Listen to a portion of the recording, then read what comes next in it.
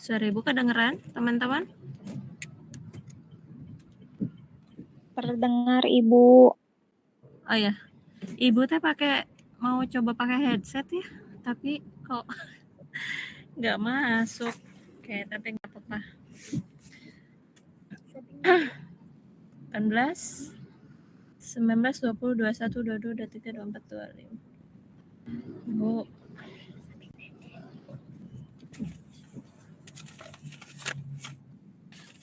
Ya. Dibacakan artinya siapa? Yang baca artinya?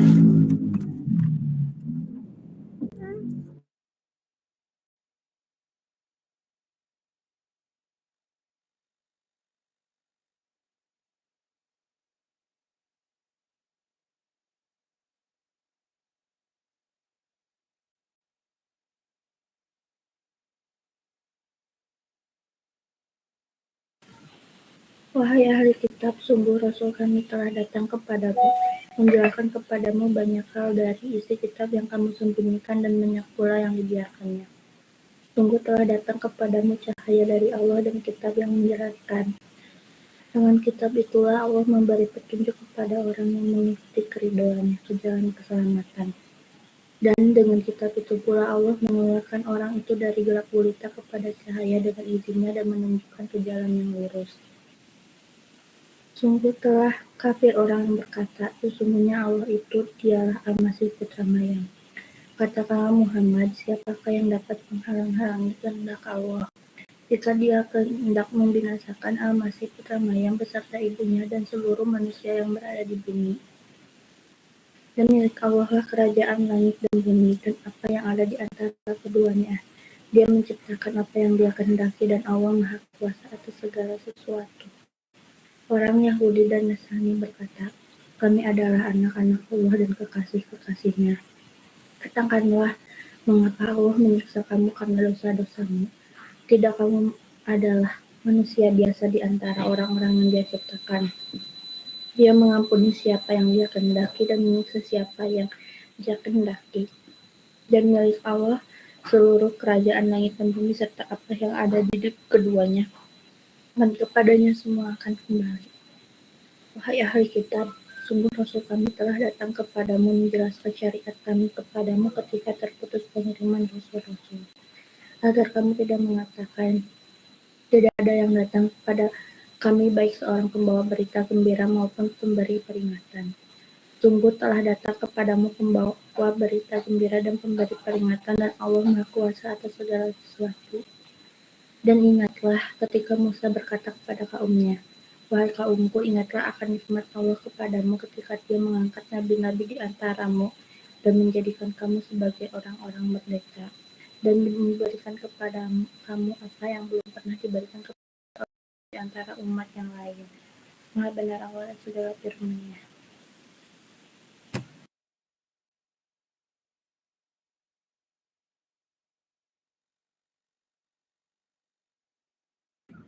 Ya, terima kasih Nay ya sudah membaca.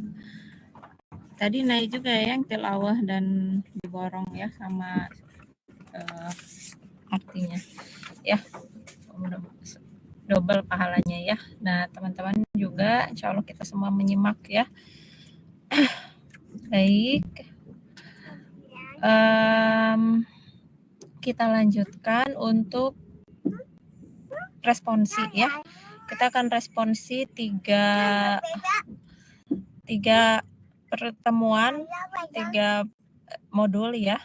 Tapi modul yang pertama dan kedua itu sama ya, tentang enzim, tentang uji enzim ya. Hanya dibedakan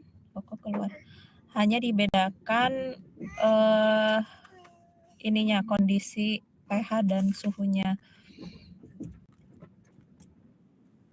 Ya, baik teman-teman, ya tadi ya bahwa cahayanya Allah di atas segalanya, jadi termasuk ilmu adalah cahaya, ilmu yang benar itu cahaya dari Allah gitu ya. Nah, jadi apa yang kita lakukan sekarang untuk menuntut ilmu ya, Nah, ketika mengalami kesulitan itu kita bersabar, insya Allah semuanya jadi pahala ya.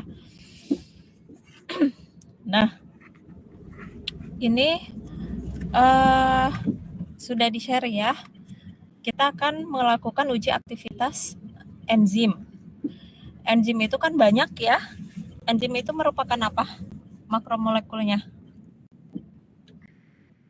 Protein, Bu. Ya, protein. Apakah hanya protein penyusun enzim? Tidak. Enzim itu kan ada protein yang dilengkapi dengan senyawa molekul organik juga ya, berupa asam-asam organik dan kofaktor atau ion logam ya. Bagaimana cara kerja enzim? Cara kerjanya ya teman-teman sudah tahu sendiri ya. Mohon maaf Ibu lagi di perjalanan pulang dari luar kota ya. Mudah-mudahan jelas nggak suara Ibu? Jelas, Ibu. Jelas. Jelas ya. Nah,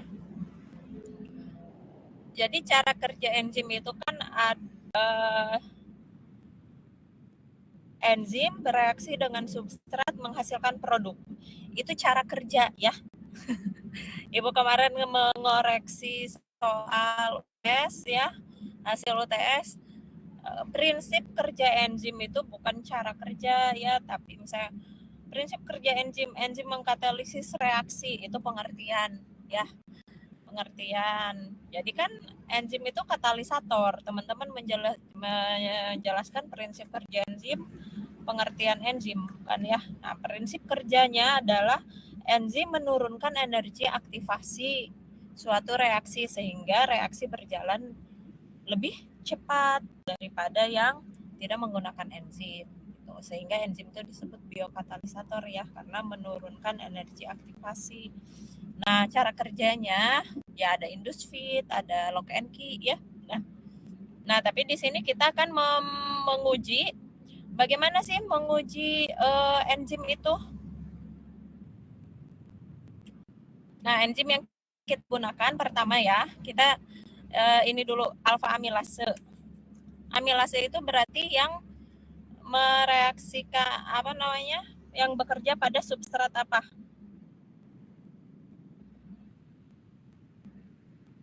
Substratnya amilum. Ya, amilum. Ya. Amilum direaksikan dengan enzim, dikatalisis oleh enzim amilase sehingga amilum itu akan ikatan glikosidik alfa 14 pada amilum atau pati akan dihidrolisis menjadi ya molekul yang lebih sederhana, yaitu ya gula-gula penyusun pati tersebut. Ya. Nah, amilase ini termasuk enzim yang sangat dibutuhkan dalam dunia industri ya, di mana 25% kebutuhan enzim dunia itu adalah enzim amilase. Nah, amilase ini dihasilkan oleh berbagai makhluk hidup dari yang tingkat tinggi sampai tingkat rendah. Nah, tetapi enzim yang sumber amilase yang paling prospektif itu adalah yang dari mikrobial atau dari mikroba ya. Oh, mohon maaf ini belum di-translate ya. Ya, nah sehingga nanti kita akan menggunakan enzim hasil dari ini ya, pertumbuhan mikroba. Ya teman-teman, sumber enzim yang kita gunakan itu nanti dari sini ya, dari BSF. Ibu dan asisten nanti akan mengkultur bakteri yang berasal dari larva BSF. Nah, nanti teman-teman akan diberikan, ya kalau mau tahu ya cara mengkulturnya, kalau bagian mengkultur ini kan bagian mikro ya, bagian keahlian mikro. Nah, tapi nanti teman-teman akan mendapatkan ekstrak proteinnya saja untuk kemudian diuji ya, enzimnya. Nah, nanti ekstrak mikroba BSF ini juga akan teman-teman gunakan pada praktikum mikro untuk uji antibakteri. Nah, jadi menarik ya, di dua praktikum yang berbeda teman-teman pakai sampel yang sama. Yang satu uji enzimnya di biokim, yang satu uji antibakterinya di mikro. Nah, sehingga sangat menarik kalau teman-teman berarti harus tahu ya latar belakang dari si sampel ini, yaitu si BSF ini ya. Nah, bahwa di sini ya, enzim pencernaan yang ada di larva BSF itu, di dalam usus larva BSF sangat banyak, sangat kaya ya, dari amilase, maltase, tripsin, pepsin dan sebagainya sampai transferase glutation ya. Nah, kita ambil satu amilase karena ini yang paling memungkinkan dikerjakan di lab ya. Nah, bagaimana alfa amilase itu? Nah, ini starch. Starch itu apa? Pati ya. Pati atau ya soluble starch ya. Jadi pati yang mudah larut. Jadi pati itu kan misalnya kita bisa pakai aci gitu ya. Bisa pakai aci singkong, ada pati jagung, ada pati apa. Tapi untuk kebutuhan laboratorium itu sulit digunakan karena sukar larut ya, sulit larut, sehingga kita menggunakan pati soluble starch yang emang agak mahal tapi tidak apa-apa. Nah, starch ini, pati ini nanti akan direaksikan dengan enzim sehingga akan terpotong ikatan glikosidik, teman-teman. Ikatan 1,4 glikosidik ya. Alfa ada glikosidik itu ada alfa, ada beta ya. Diingat-ingat lagi. Nah, sehingga dia akan menghasilkan gula-gula sederhana. Nah, ini nanti asisten dan ibu ya bersama akan memkultur bakteri dari larva. Nanti akan dipanen si metabolitnya. Jadi tidak ada lagi badan sel bakterinya ya. Karena enzimnya itu nanti akan dihasilkan di supernatan. Jadi kita akan sentrifugasi dan nanti kita akan dapatkan metabolit atau bioproduknya. Nah, ini gambaran teman-teman mengetahui ya, enzim itu pada larva ada di mana, yaitu ada pada dominan, ada di bagian ususnya. Begitu juga antibakterinya. Ya, antibakterinya juga ada di dalam saluran pencernaannya. Jadi sepanjang meringkel ya, usus seperti usus kita kan ya, katanya kalau di ini kan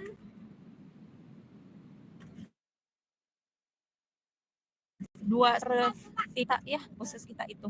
Nah, begitupun usus larva ya, di sepanjang ususnya dia kaya akan mikroba baik bakteri maupun fungi yang di dalamnya itu si mikroba tersebut menghasilkan berbagai enzim dan senyawa-senyawa antimikroba ya, senyawa-senyawa organik. Nah, sehingga sangat menarik untuk kita pelajari. Nah, ini kalau misalnya kita ini tadi ya yang kata ibu, kalau ususnya dijembrengin gitu, ini misalnya badannya cuma segini, berapa sekitar 2 cm gitu ya, tapi ternyata ususnya bisa sampai 20 cm atau berapa cm ini ya, seperti itu. Nah, ini isi tubuhnya, jadi di luar usus dia ada kayak gaji gitu ya, kayak jaringan lemak yang mengisi tubuhnya, sehingga memang larva BSF itu kaya akan protein dan lemak. Nah, sesungguhnya ini adalah nanti teman-teman akan ini pemisahan ya. Kalau dulu belum ada praktikum biokim, jadi dari awal enzim dan sebagainya itu dipelajari di ini. Ini slide purifikasi, praktikum purifikasi ya tahun lalu. Nah, jadi sekarang karena sudah ada biokim, jadi tahapan-tahapan kerja protein itu sudah di biokim ya, dasar-dasar dan sebagainya. Nanti jadi untuk purifikasi langsung ke metode pemisahannya. Jadi bisa lebih paham, bisa lebih memahami. Nah, oke seperti itu. Nanti bagaimana ini gambaran prosedurnya? Prosedurnya adalah seperti apa? Karena kita akan mengecek alfa amilase, maka kita membutuhkan substrat. Substratnya itu pati yang tadi Ibu sampaikan sebanyak 0,1%. Ya. Jadi pati itu biar dia sulit larut, jadi harus dipanaskan airnya terlebih dahulu baru dilarutkan patinya. Kalau kita mau membuat 100 ml pati itu kayak kebanyakan ya. 10 mili misalnya berarti kita menimbang 0,1% kali 10 mili berapa gram. Nah, lalu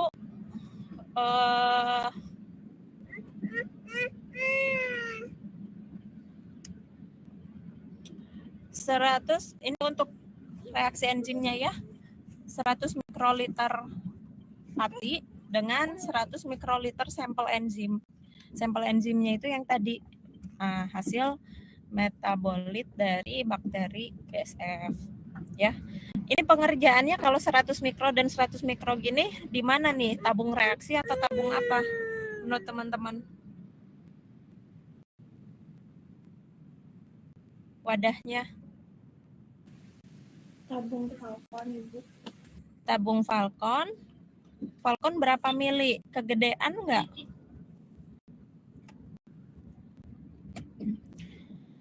Kalau Falcon itu kan paling kecil 15 mili ya. Nah, sedangkan kita menggunakan 100 mikro. 100 mikro ini enggak 1/10 dari 1 mili ya. Nah, sehingga kita menggunakan microchip atau tabung mikro ukuran 1,5 mili ya. Pernah pakai nggak microchip? Pernah, Bu. Pernah, Bu. Yang kayak segitiga bukan, Ibu?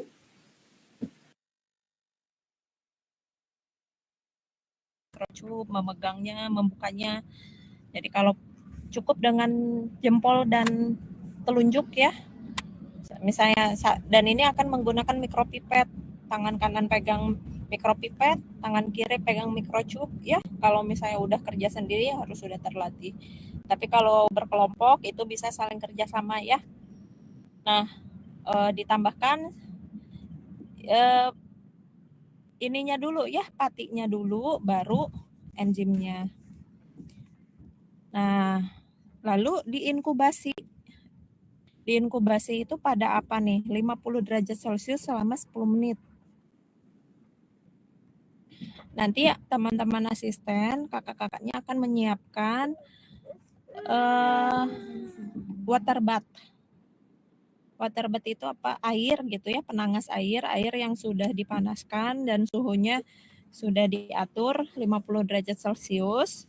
Nah, nanti si microchip kita yang udah diisi enzim dan sampel, enzim dan substrat, nanti akan disimpan di situ.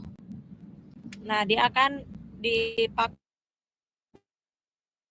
ini nih.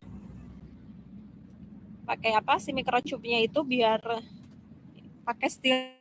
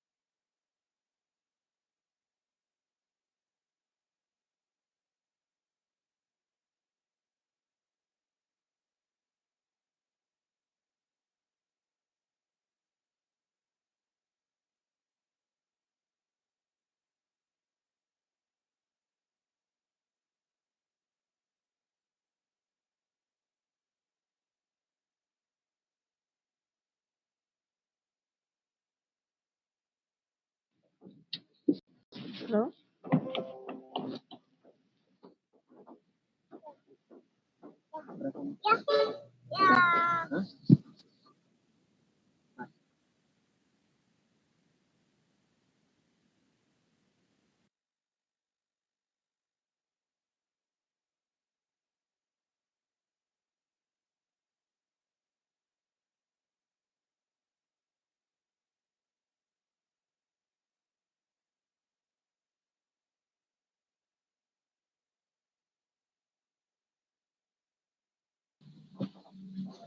Cek. Teman-teman. Nih. Ya, Bu. Iya, Bu. Maaf ya, Ibu tadi baru ini kalau nggak connect. Jadi sampai mana? Dipanaskan atau sampai HCl? Dipanaskan. Oke. Water Ya, di water bath. Tujuan pemanasan adalah untuk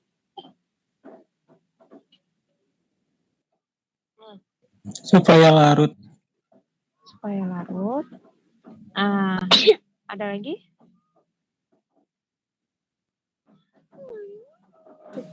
supaya terpecah molekulnya. Nah, kan yang dipanaskan pertama itu adalah pemanasan pati, itu untuk supaya larut patinya. Nah, ketika patinya ditambahkan dengan enzim 100 pati 100 mikroenzim, lalu kita panaskan dan itu spesifik 50 derajat Celcius dan 10 menit. Nah, itu agar mengkondisikan enzim itu biar bereaksi. Karena enzim itu bereaksinya spesifik ya. Nah, kayak kita kalau mau inkubasi yogurt 37 derajat Celcius misalnya ya. Nah, ini untuk inkubasi enzim 50 derajat Celcius. Gitu. Enzim alfa amilase ya, 50 derajat Celcius dan ini dibatasi 10 menit. Nah, jadi dalam 10 menit itu si enzim kita harapannya bekerja mendegradasi atau menghidrolisis pati gitu ya. Nah, lalu prosedur selanjutnya adalah ditambahkan HCl 1 normal. Fungsinya untuk apa? 1 normal ini pekat loh ya untuk bilangan pekerjaan enzim ini cukup pekat. Fungsi penambahan HCl ada yang tahu untuk apa?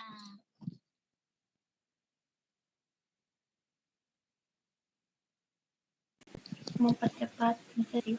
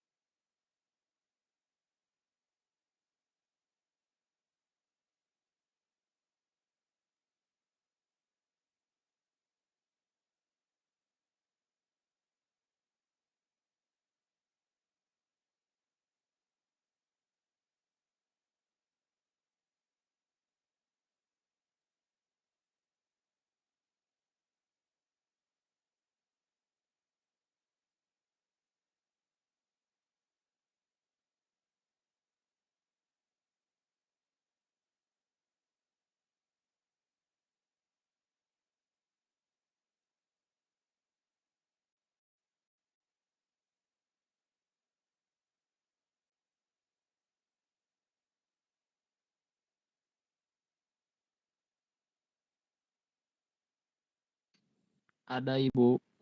Ya, tadi berarti reconnect.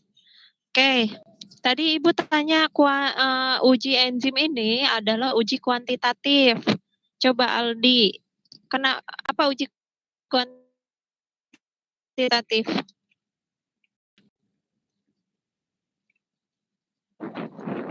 Kan ada ya di analisis kimia ya. Nah, kuantitatif itu apa?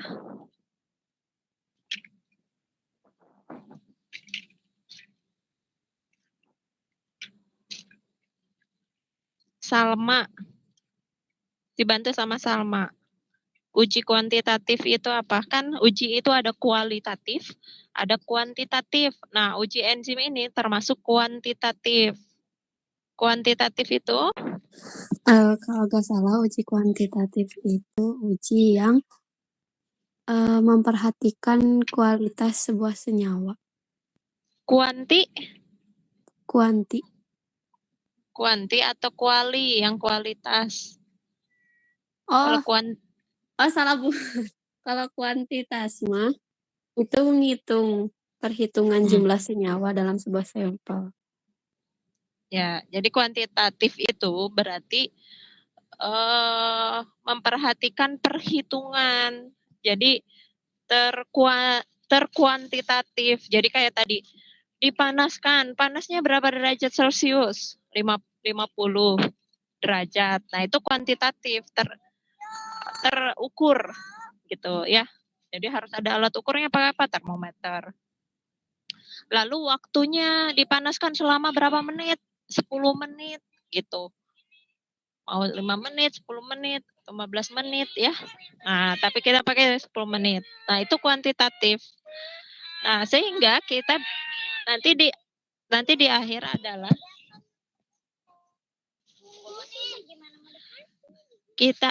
sehingga di akhir kita akan menghitung. Nah, itu kuantitatif ya.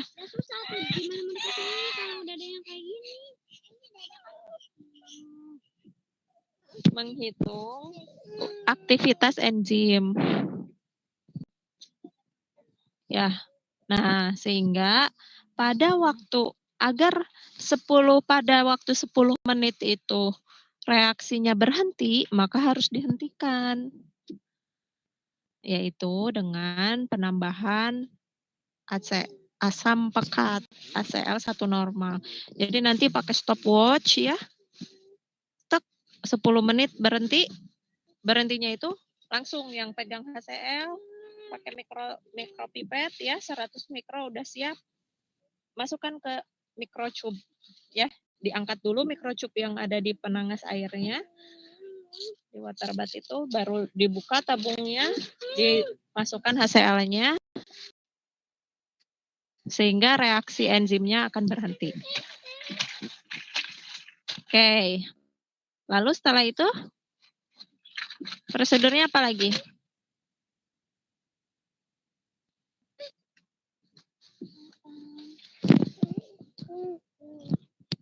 Setelah ditambahkan HCl, coba apalagi Azhar, disimak modulnya. Ini ya teman-teman, karena Ibu tadi laptopnya nggak connect internet, jadi ini sekarang pakai HP.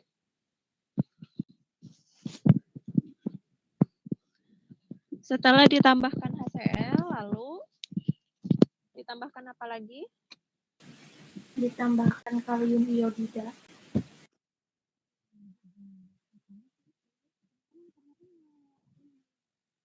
Iodida di praktikum bersama Bu Nelly. Pakai ya. Iodin. Pakai Ibu. Uji apa?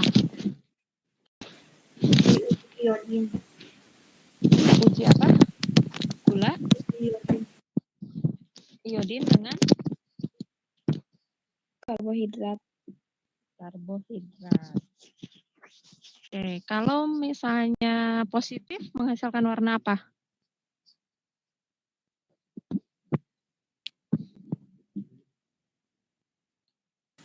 Warna biru.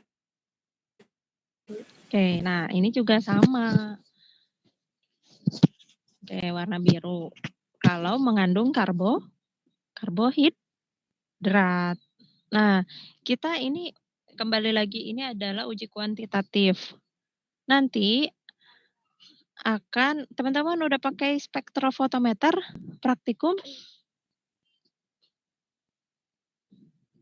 analisis kimia udah pakai spektro? Belum. Belum, Pak. Belum, Ibu. Nah, tapi teorinya udah dapat belum?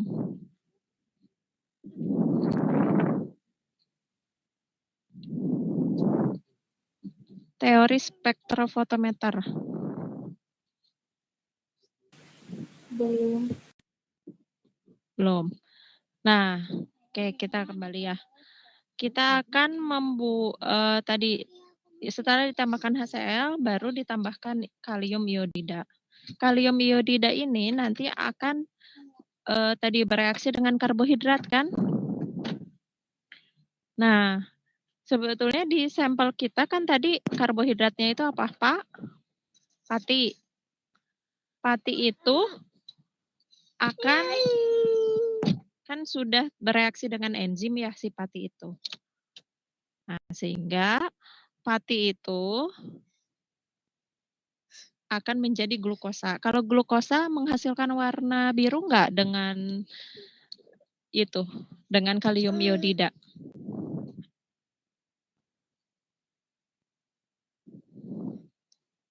Menghasilkan warna biru enggak kalau glukosa? Menghasilkan, Ibu. Kemarin diuji di biokim? Iya, Ibu. Glukosa apa?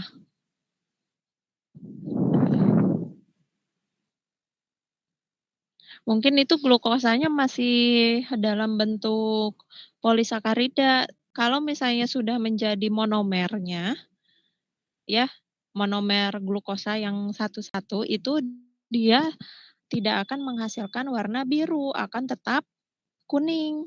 Iodida itu warna kuning ya, iodin ya.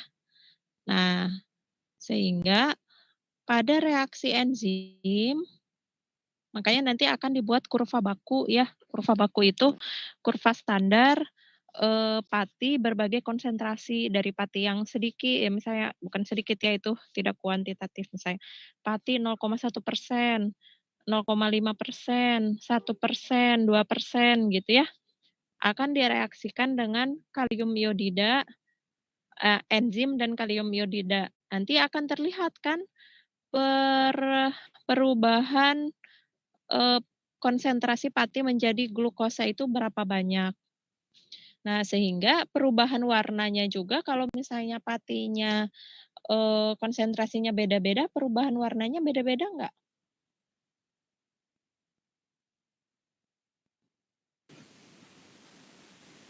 Beda-beda ya. Maksudnya bukan beda-beda warna-warni. Tapi maksudnya kan pati dengan iodida itu kan menghasilkan kompleks warna biru. Kompleks itu apa namanya? Ya pati itu kan strukturnya masih sangat kompleks. Nah, lalu bereaksi dengan pati dia akan menghasilkan warna biru. Tapi kalau patinya sudah menjadi glukosa, dia akan tidak akan menghasilkan kompleks biru. Nah, kandungan pati yang berbeda-beda itu akan menghasilkan kompleks biru yang ada yang pekat, ada yang encer, ada yang misalnya biru tua, biru muda gitu ya. Sampai kalau misalnya tidak ada patinya, dia warnanya ya warna iodin, warna kuning. Ya. Nah, perbedaan warna itu akan diukur menggunakan spektrofotometer panjang gelombang sinar tampak 500 sampai 600 nanometer. Nah, sehingga pada nanti akan keluar angka, keluar absorbansi, apakah misalnya kalau encer berarti misalnya si warna birunya itu muda gitu ya, 0,1 absorbansinya. Kalau yang pekat bisa sampai 0,9, 1 gitu ya. Gitu. Nah, Kalau nah untuk uji enzim ini, kalau uji enzim ini berarti si enzim itu kan sudah menghidrolisis pati. Nah, teman-teman bayangkan di dalam microchip itu yang asalnya patinya 0,1% berkurang tidak?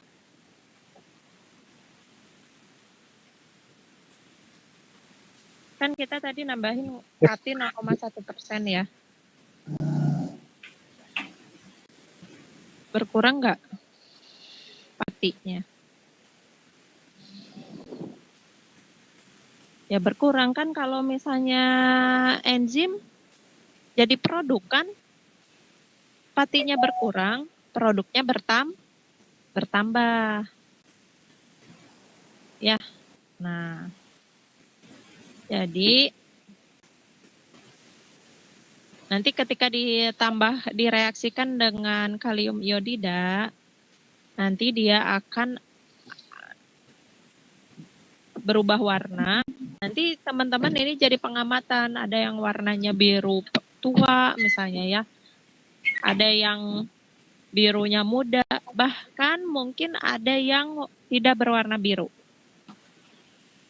Nah, sekarang pertanyaan Ibu, dan ini pertanyaan kalau teman-teman paham uji enzim atau reaksi enzim, berarti bisa menjawab.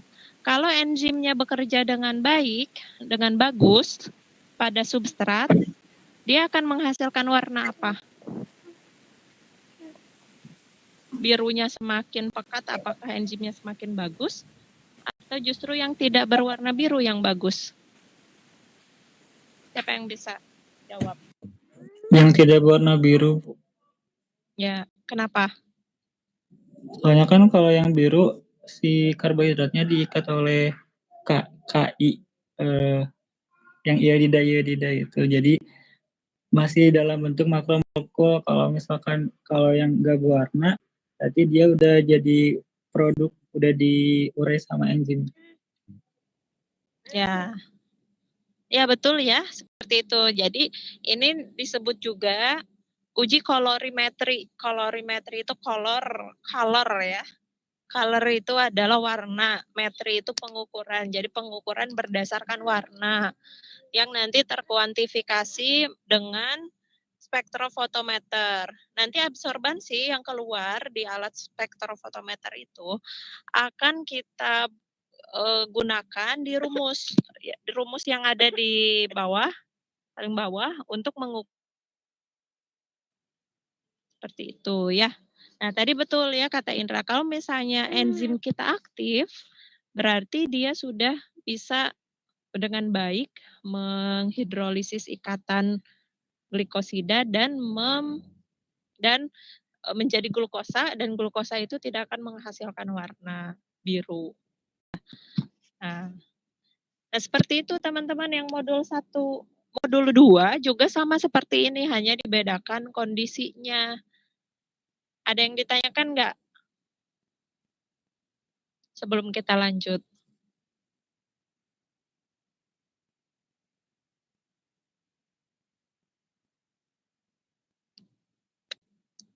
Lanjut ya. Modul 2. Oh, nanti pas saat pengukuran spektrofotometri itu diencerkan ya, diencerkan sampai dengan 2 mili, volume totalnya sampai 2 mili. Sehingga nanti ada faktor pengenceran di perhitungannya, dikali 2. Ya. Nah, ini untuk memudahkan, nanti teman-teman bisa membuat Excel ya, Excel tabel. Jadi misalnya nggak usah menghitung pakai tangan rentan salah ya, gitu. Karena nggak ada, kita bukan mata kuliah matematika ya. Nah, jadi tapi teman-teman bisa menggunakan aplikasi Excel untuk menghitung itu. Misalnya ini dikurangi ini, dibagi ini, dikali ini, nanti hasilnya berapa unit. Nah, unit per mililiter. Nanti kita akan berhasil mendapatkan, oh ternyata konsentrasi lagi. Enzim yang berasal dari mikroba BSF itu amilasenya sekian unit per mili. Nah itu jadi data yang udah bisa jadi penelitian itu. Ya. Nah selanjutnya yang modul yang kedua itu adalah faktor pH dan suhu terhadap kerja enzim. Nah, jadi kita akan mengetahui kan enzim dan suhu itu sangat mempengaruhi ya kerja enzim. Bagaimana sih pengaruhnya? Apakah mempercepat, apakah memperlambat gitu? Atau bahkan menghentikan. Kayak tadi ditambahkan asam HCl itu kan kaitannya dengan pH. pH-nya sangat rendah ya. Ternyata dia menghentikan reaksi. Nah, nanti kita akan membuat kondisi yang pertama adalah suhu. Suhunya divariasikan dari yang rendah, apa namanya? Berapa ya Ibu lupa lagi di situ suhunya?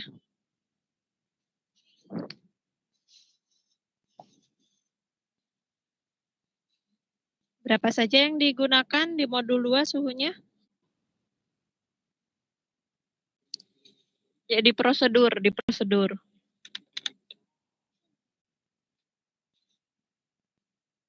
Nah, 30, 50, 60. Nah, kalau 50 itu kan yang katanya yang optimum, benar nggak optimum gitu ya? Kalau ternyata misalnya ternyata 60 nanti ya misalnya, oh ternyata yang 60 ini aktivitasnya paling tinggi Bu. Berarti kita mendapatkan kebaruan novelty ya dari misalnya, oh ternyata enzim amilase yang dari BSF itu lebih tahan panas misalnya kesimpulannya ya. Nah, ini bisa jadi tadi temuan penelitian ya. Karena kan enzim itu spesifik ya. Ininya amilase bisa jadi amilase yang bersumber misalnya yang dijadikan standar pengukuran metode PUFA ini kan suhu optimumnya 50. Tapi itu kan nggak tahu enzimnya sumbernya dari mana. Nah, kan setiap sumber enzim itu bisa jadi karakteristik enzimnya jadi berbeda gitu. Kita kan dapatnya dari mikroba BSF ya. Tuh, siapa tahu ternyata dari hasil optimasi kita bukan optimasi ya, hanya mencari pengaruh. Tapi ternyata misalnya kita dapat yang 60 ini lebih bagus dari yang 50. Nah, kalau kita mau riset, kalau mau penelitian berarti harus dicek lagi. Setelah 60, bisa kita naikkan 65, 70, 75, masih naik enggak? Gitu. Kalau misalnya, oh masih naik, wah berarti 85 coba, 80 cobain lagi. Nanti misalnya, oh ternyata 80 turun, oh berarti yang optimum itu yang di 75 gitu. Itu kalau kita optimasi ya, tapi kalau ini kan masih praktikum gitu.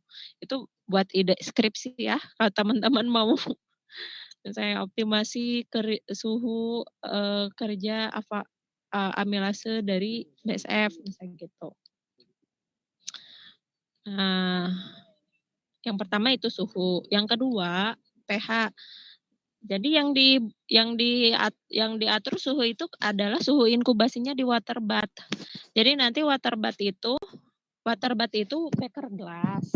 Teknisnya gini ya, beker gelas diisi air, dipanaskan di atas kompor atau hot plate. Lalu suhunya diatur sampai dia ada yang 30, ada yang 50, ada yang 60 gitu. Ya, kalau kita udah punya mesin water bath yang otomatis gitu, yang tinggal pencet set gitu ya, setting kayak Magicom tapi ada alat ininya pengatur suhunya. Nah, tapi kita belum punya karena itu cukup mahal, jadi kita pakai manual ya. Misalnya kalau mau diturunkan jadi 30 ya ditambah air gitu. Kalau mau dinaikkan ya dipanasin kayak gitu ya. Nah, jadi itu waktu inkubasi. Suhu inkubasinya divariasikan untuk pengaruh suhu. yang lainnya sama. Ya, setelah 10 menit tambah HCl, tambah kalium iodida gitu ya. Lalu dicek spektro berapa absorbansi, lalu hitung unitnya. Lalu yang kedua adalah pengaruh pH. Pengaruh pH itu kita kondisi enzimnya. Jadi enzimnya ditambahkan buffer, ya. Enzimnya ditambahkan buffer pada pH yang beragam, gitu. Nanti kita sama ya, cek pada pH berapa dia paling baik aktivitasnya. Gitu, atau misalkan mempengaruhi atau tidak. Ternyata misalnya ketika kita ubah-ubah pH, ternyata aktivitasnya sama. Tapi kayaknya jarang ya kalau sama, pasti berpengaruh perubahan pH itu. Karena enzim itu kan struktur protein yang dia bekerja dengan adanya senyawa-senyawa yang lain ya, sebagai kofaktor dan koenzim, dan itu integritas holoenzimnya itu dipengaruhi oleh kondisi lingkungan termasuk pH dan suhu yang paling utama. Lalu yang selanjutnya adalah pengaruh substrat. Substrat itu apa? Pati, ya. Nah, pati ini nanti akan kita variasikan konsentrasinya. Kan kalau yang di prosedur utama itu konsentrasi patinya 0,1. Nah, kita akan variasikan dari yang konsentrasi rendah sampai yang agak tinggi. Kita akan cek bagaimana pengaruhnya terhadap aktivitas enzim. Ya, nah ini berkaitan dengan materi Michaelis-Menten, ya, bahwa nanti apa kalau misalnya substratnya semakin banyak, dia akan semakin mempercepat reaksi enzim. Tetapi pada konsentrasi tertentu, si kecepatan enzim itu kemudian akan konstan, yang ada grafiknya ya. Nah, kita akan tahu, kita akan cari tahu pada konsentrasi berapa, ya. Sehingga kalau misalnya kita mau mereaksikan substrat dengan enzim, atau ini kita udah di dunia industri gitu ya, kita punya data perbandingan enzim dan substrat yang paling optimum. Jadi jangan sampai kita ada pemborosan gitu ya, enzimnya diperbanyak gitu ya, terus biar kerjanya misalnya cepat, tapi ternyata tidak cepat gitu. Nah, jadi harus melakukan optimasi itu. Berapa sih substrat yang paling konsentrasi yang paling optimum untuk kerja enzim kita, ya. Nah, jadi ada variasi suhu, pH dan konsentrasi pati atau substratnya. Seperti itu. Ada itu yang modul 2.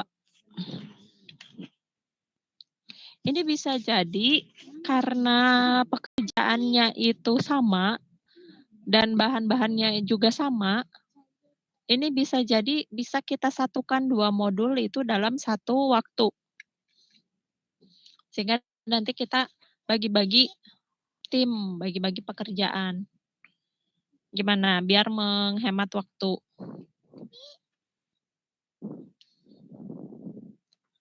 Jadi teman-teman juga nanti laporannya itu bisa di-blend di jadi laporan agak besar ya, yang modul enzim alfa amilase dan faktor-faktor yang mempengaruhi itu, karena kan latar belakangnya pasti sama.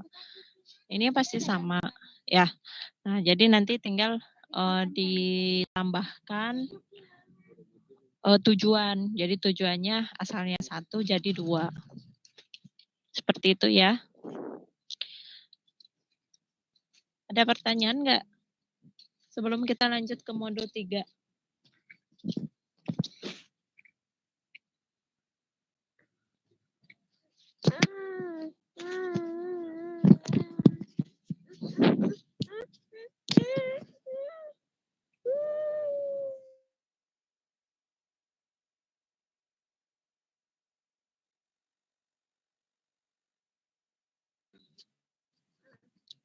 Ada?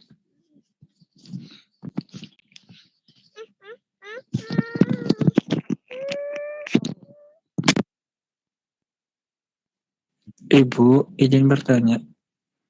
Iya. Kalau memasukkan data di ke Excel, kayaknya nanti ada contohnya gak Bu?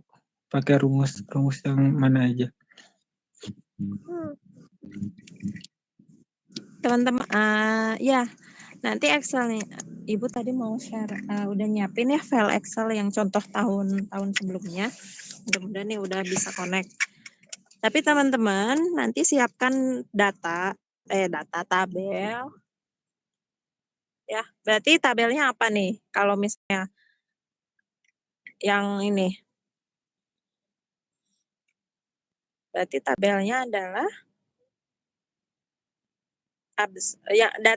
data akhir yang kita hasilkan dari uji tadi apa?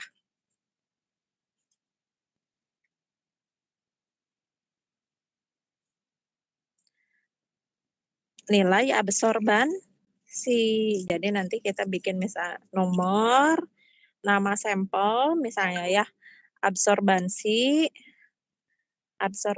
lalu aktivitas, unit aktivitas. Nah, kalau absorbansi kan kita input ya ke Excel itu karena kita dapatkan dari hasil percobaan.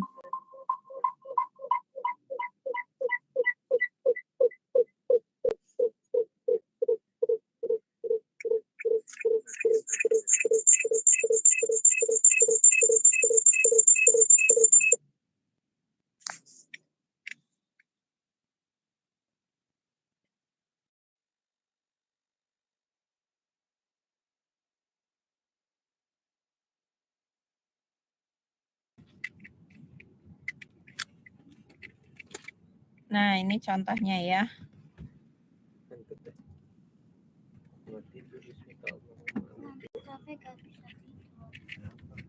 Pasti mikirin aku ya.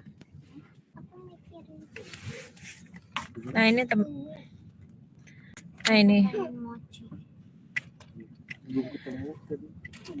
kita lihat di sini apa aja di rumus itu datanya.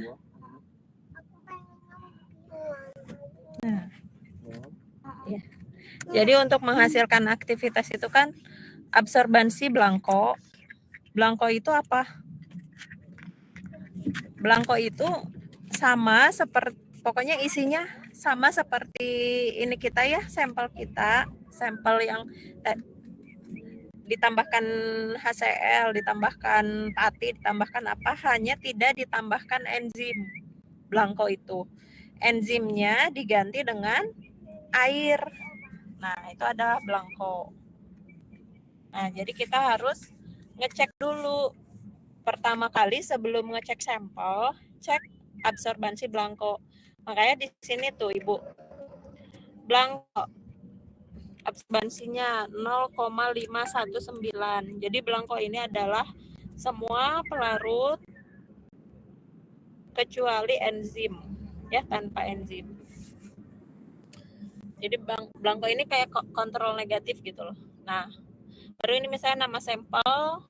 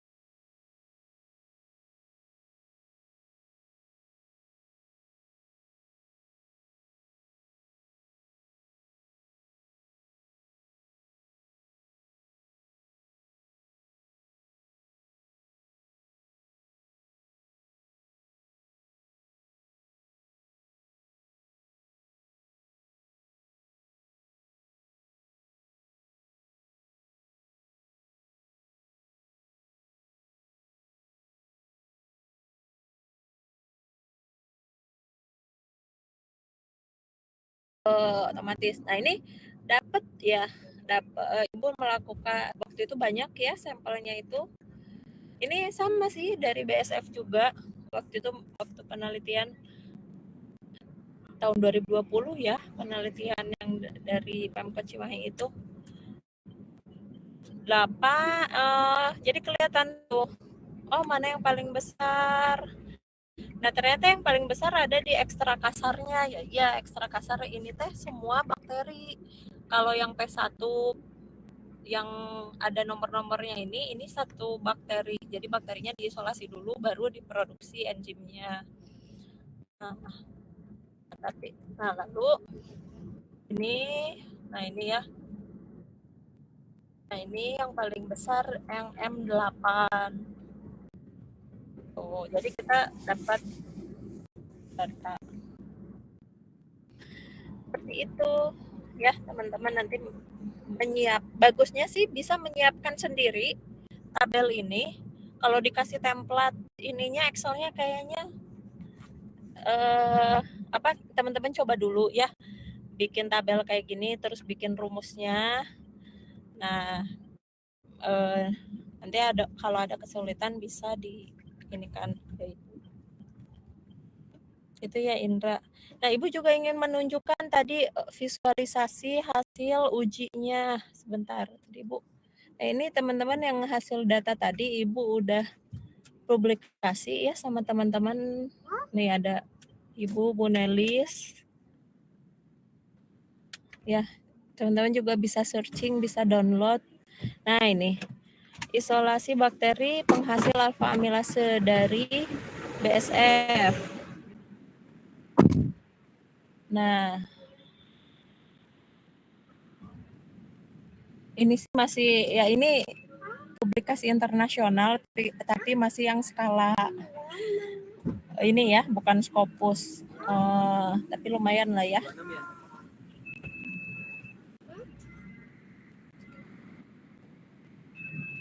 Nah, ini kita bisa membandingkan, Ibu ngecek ya, ekstrak yang dari kulit usus dan dari badannya. Nah, ini yang tadi di Excel dibikin grafiknya, ternyata kelihatan yang paling tinggi yang dari ekstra kasar, kalau dari isolatnya dari M8. Nah, ini nih teman-teman hasil visualisasi setelah ditambahkan kalium iodida. Nah, yang ekstra kasar dia sangat-sangat dia nggak biru. Berarti tadi yang kata Indra, kalau misalnya dia nggak biru, berarti enzimnya sangat bekerja dengan baik. Ya, warnanya kuning. Ternyata ketika dilihat berapa tadi crude extract itu? 12,3 yang paling tinggi. Berarti terbukti ya. Dengan 12,3 ini dia menghidrolisis, kalau misalnya dia warnanya kuning gini mah berarti menghidrolisis seluruh substrat ya. Nah ini harusnya dikasih background nih, dikasih ketika kita melakukan foto pengamatan warna, harusnya backgroundnya warna putih, jadi kelihatan ya. Nah ini juga lihat M7 dengan M8 yang paling cerah mana? M8 ya. Coba kita lihat datanya M8 dan M7. Nah, ternyata M8 10,9 berarti lebih bagus kan? Yang M7 cuman 10,05. Nah, Allah. Nah, sehingga yang paling bagus emang yang paling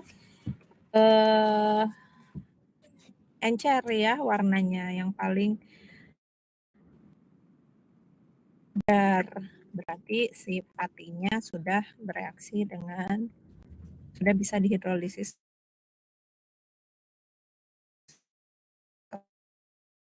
oleh si.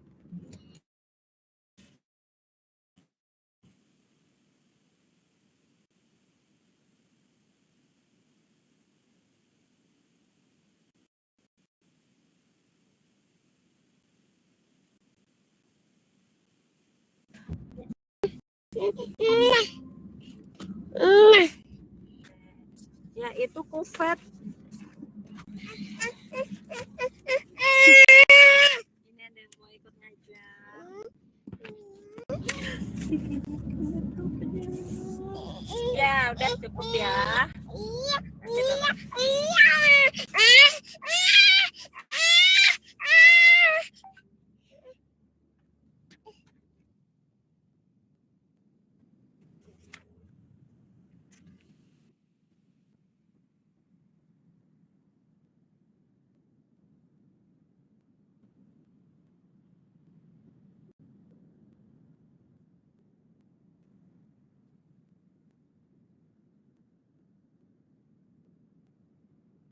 Nah, ini kufet. Jadi ini nanti akan dimasukkan ke alat spektro si kufet ini, dan nanti akan di dalam alat itu akan disinari ya, disinari oleh sinar cahaya panjang gelombang yang udah kita setting, yaitu 580 nanometer. Nah, nanti alat itu akan menghasilkan mengukur gitu ya, kerapatan warna yang ada pada sampel atau larutan kita, dan akan keluar nilai absorbansi yang tadi ada di Excel, dan kita bisa menghitung nilai aktivitas enzimnya. Nah, itu ya metode FUA. Jadi metode FUA itu mengukur sisa substrat ya. Jadi pengukuran amilase ini bukan hanya FUA, ada banyak, ada DNS. Kalau DNS itu ngitung si jumlah glukosanya yang terbentuk ya, jumlah produknya. Kalau FUA ini menghitung substrat atau pati yang tersisa ya. Oke, ini sudah. Yang terakhir adalah titik isoelektrik protein. Ini kata Bu Nelis, teman-teman sudah mempelajari titik isoelektrik protein. Di praktikum ini kita akan mengecek pH berapa protein kita itu mengendap. Pada pH berapa protein kita mengendap. Kalau protein kita mengendap, berarti apa? Berarti pH kita ada dalam keadaan muatannya itu muatan yang netral atau Zuiter ion. Coba Ibu cek ya teman-teman, struktur protein itu ada berapa gugus? Siapa yang bisa menjawab?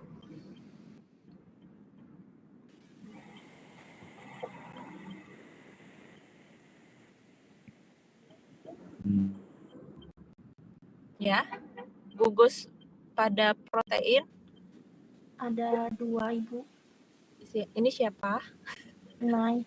Oh, Nai. Apa? Gugus amin NH2 sama gugus karboksilnya yang COOH. Oke. Yang satu lagi gugus R, rantai samping.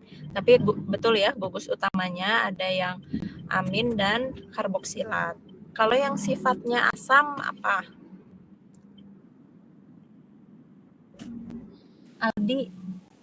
Aldi, jangan naik lagi.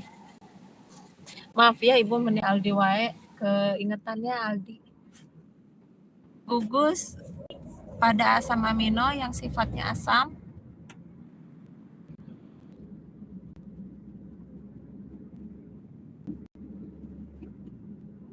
Atau yang lain? Gugus karboksil, Bu. Ya, gugus karboksil atau COH. Nah, jadi pada satu struktur asam amino itu bisa berpotensi memiliki lebih dari satu muatan. Bisa muatan negatif, yaitu dari karboksilat, bisa muatan positif, yaitu dari gugus amina yang menerima proton.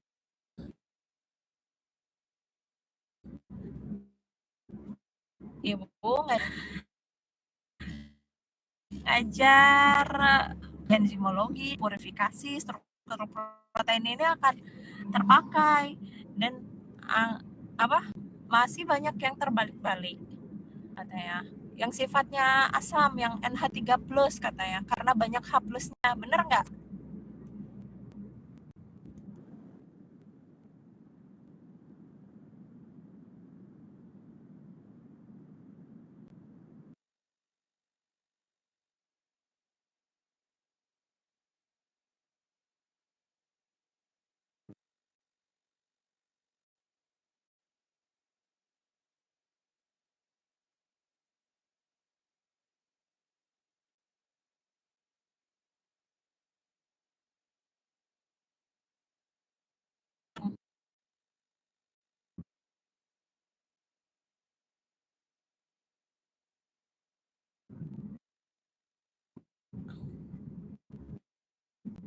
Ya. Halo? Ion amonium sifatnya apa? Suara Ibu kedengaran nggak? Terdengar, Bu. Baru Ya. Ibu baru terdengar. Oh, baru terdengar. Oke. Ion amonium atau NH3+ sifatnya asam atau basa? Basa, Ibu. Basa. Kenapa?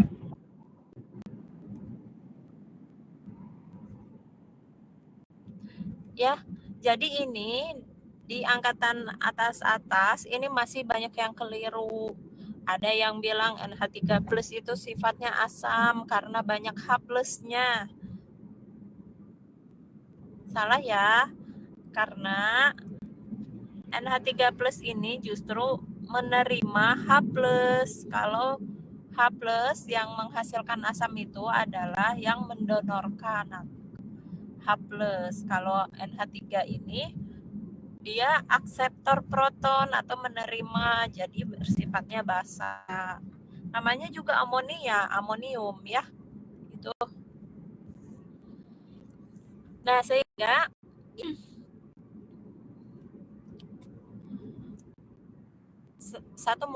satu protein itu bisa memiliki beberapa muatan.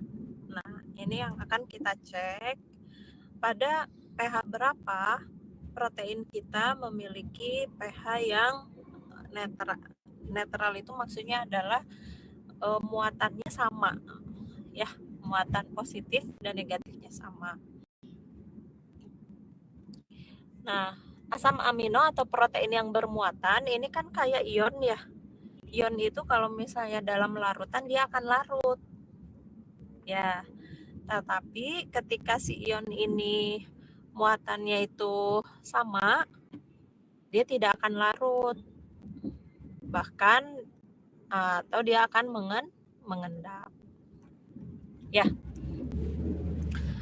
Nah, satu asam amino dia bisa memiliki pH yang lebih dari 1 karena tadi kan ada yang dari si asamnya atau karboksilatnya, ada yang dari basa atau amoniumnya.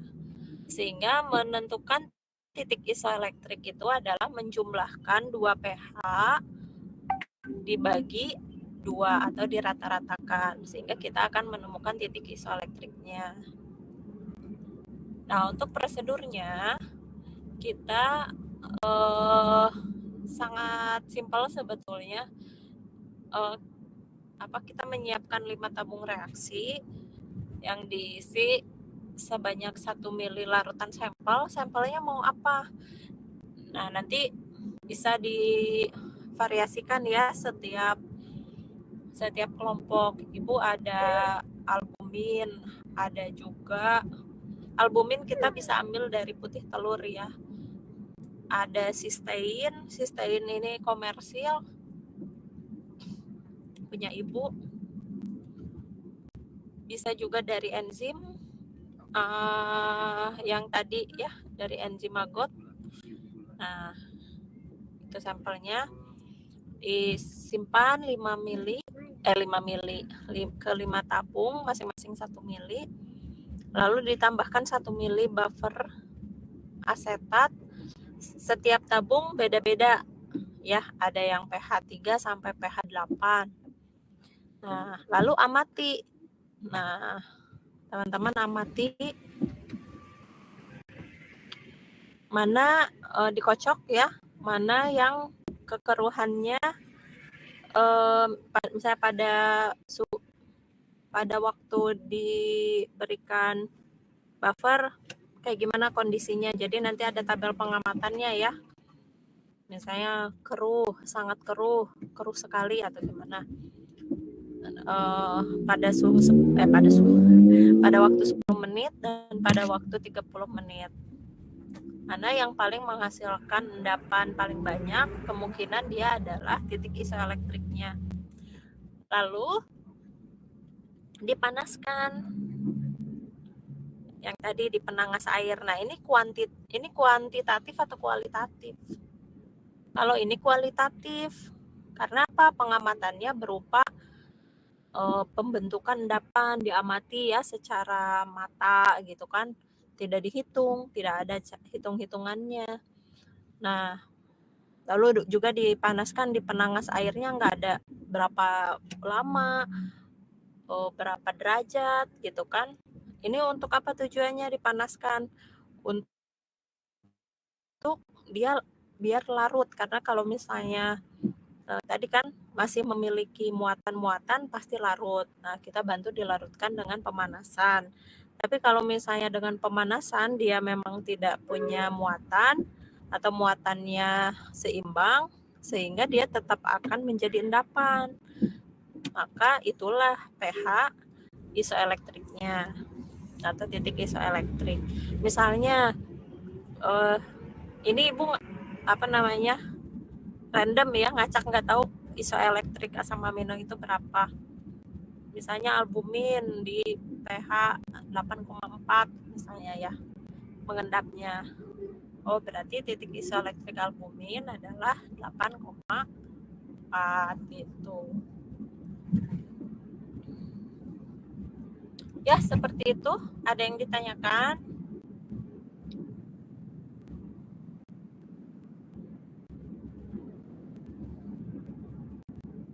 Ibu izin bertanya. Ya. Nanti praktikumnya berarti 3 kali lagi ya, Bu? Iya, secara jadwal 3 kali lagi. Tapi Ibu gini ya, yang buat modul 1 dan 2 itu pelaksanaannya digabungkan. Terus ada satu pertemuan untuk pembahasan data. Nah, data yang kayak gini ya. Terus misalnya kalau teman-teman mau bikin grafik yang kayak tadi di modul, nah itu bagus. Di jurnal itu bagus ya. Jadi untuk pengerjaannya modul 1-2 kita gabungkan. Lalu satu pertemuannya pembahasan data. Lalu satu pertemuan lagi titik isoelektrik. Gitu. Ya. Udah, setelah itu udah selesai.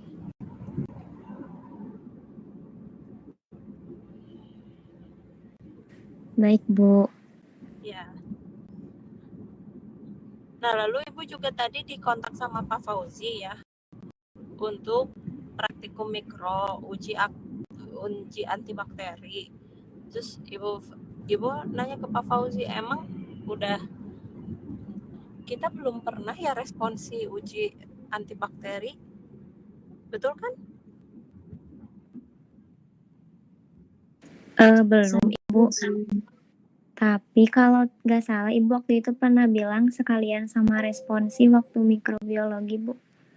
Oh, iya. Oke, baiklah. Nah, sehingga kata Pak Fauzi hari Kamis ini uji antibakteri. Nah, jadi teman-teman, tapi modulnya udah dikasih, ada belum dari Pak Fauzi? Antibakteri.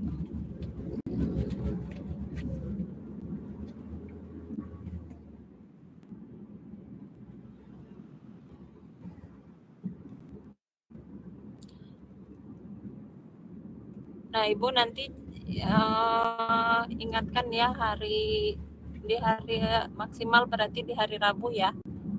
Di hari Rabu Ibu kasih modulnya ujian antibakteri. Nah, teman-teman nanti akan dikasih sampel ya dari bakteri BSF. Jadi tolong untuk dibantu ya asistennya kalau misalnya nanti ya dibutuhkan untuk mempersiapkan sampelnya kayak gitu. Ya, sekian mungkin untuk pertemuan sekarang. Ada pertanyaan lagi enggak?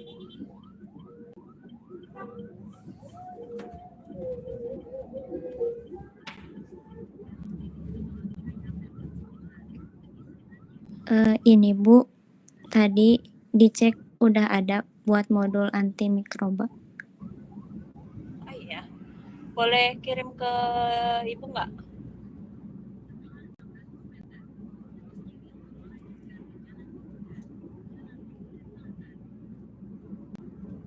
Baik Bu. Ya. Oke, teman-teman kalau misalnya mau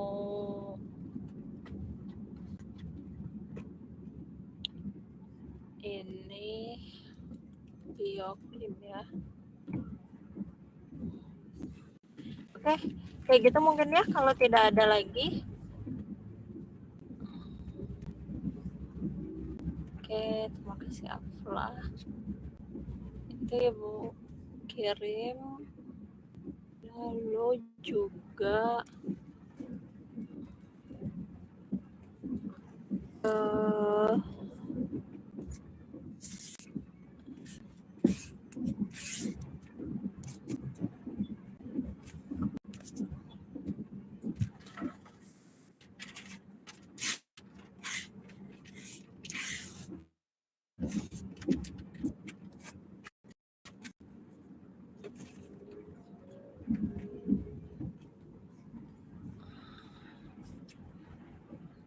bentar ya. Fix this. Perwarnaan sel, kultivasi, isolasi dan identifikasi, mikrobiologi tanah. Di modul berapa? Di modul 6 Ibu terakhir. Oke, sebentar ya. Ini buat memfiksasi biar nanti kalau udah fix teman-teman bisa langsung bikin logbooknya. Karena di hari Kamis ya. Nah, hari Selasa, Rabu ini berarti kita akan running mempersiapkan itunya. Bakteri magotnya sama bakteri uji. Bakteri pada prinsipnya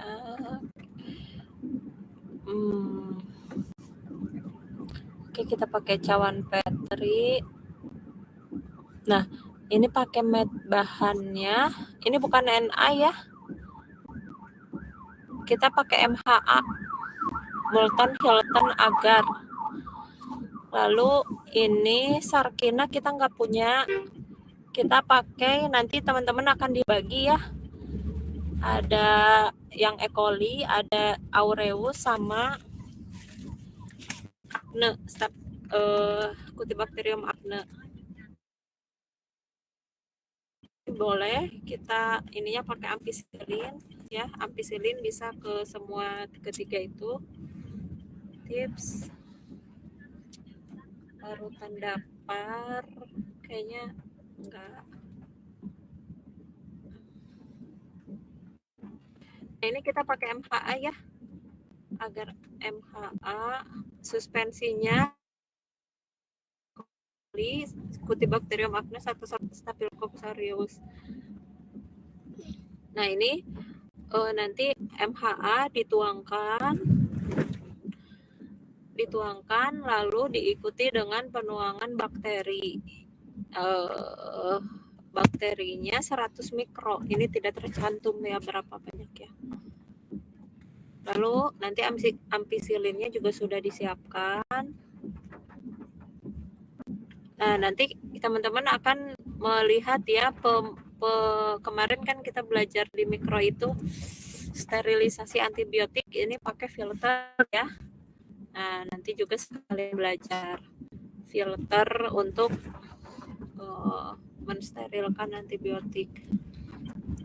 Larutan ujinya adalah tadi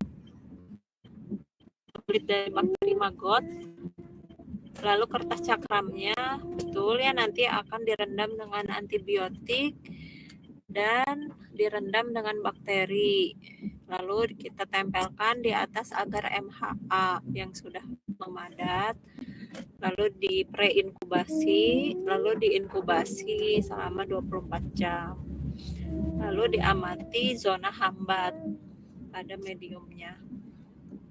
Nah, untuk acuannya ini juga Ibu ada penelitian sama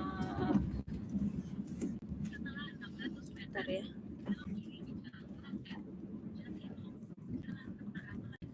Jerawat krim bawang hitam. Oh, bukan krim, ekstrak.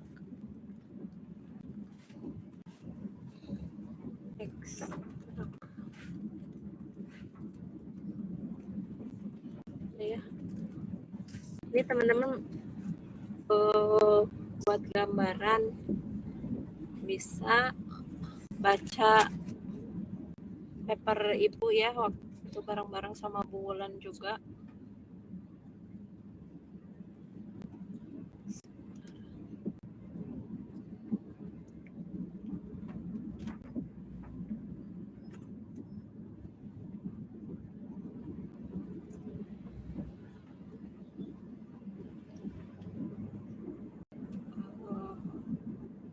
Oh, ini ada.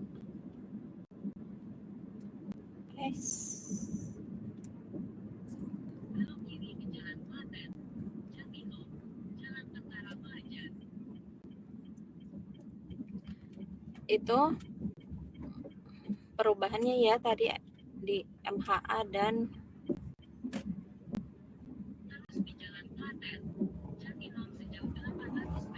ini aja ya.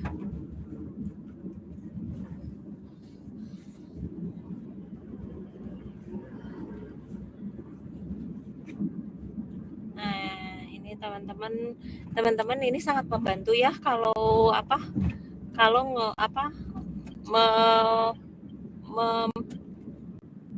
mencari referensi dari publikasinya dosen-dosen ya. Terus kayak gini nih. Citation, klik citasi gitu ya. Atau download citation, ini akan membantu meningkatkan rating akreditasi prodi kita.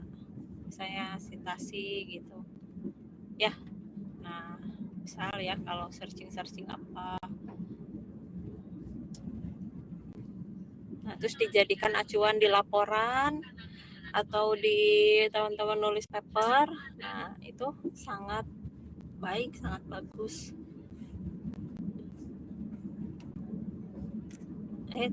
Nah, ntar ini terakhir Ibu tunjuk.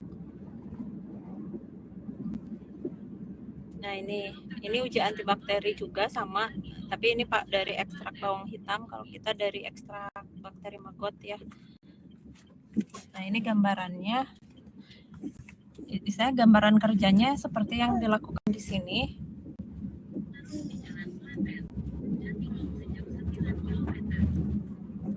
Nah, itu ya.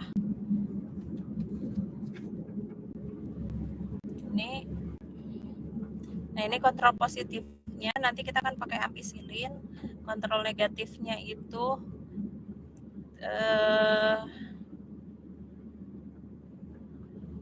tidak diberi apa ya kalau kontrol negatif. Nah, ini sampel. Nah, nanti kita akan cek. Ini semi kuantitatif. Semi kuantitatif itu kita tidak bisa mengukur konsentrasi pasti sampelnya kita berapa, tapi kita bisa mengukurnya dengan cara mengukur dengan mistar ya, diameter zona hambatnya. Jadi ini semi kuantitatif. Jadi misalnya ini teman-teman dalam penulisan laporan bisa ini ya, kayak gini, seperti inilah ya. Ada pertanyaan? Ini udah nanti mikro. Ini untuk prosedurnya juga mirip ya, kayak gini.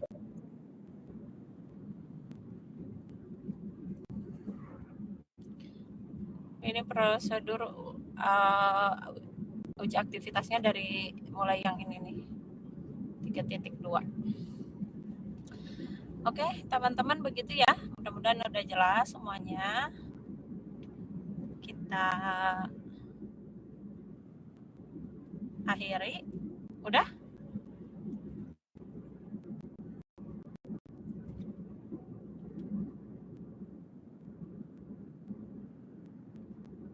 Dengan